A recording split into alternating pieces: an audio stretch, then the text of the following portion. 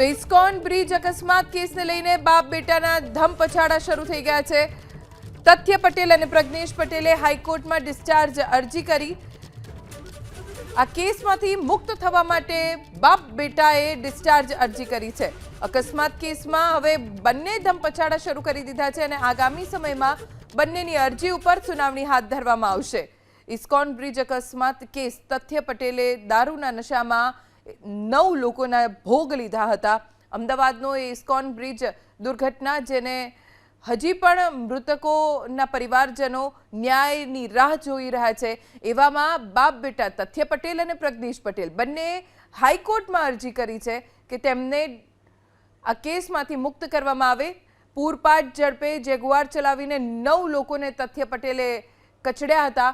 ISKCON bridge અકસ્માત કેસમાં હવે બાપ બેટા ધમપછાડા કરી રહ્યા છે અને હાઈકોર્ટમાં બંને ડિસ્ચાર્જ અરજી કરી છે।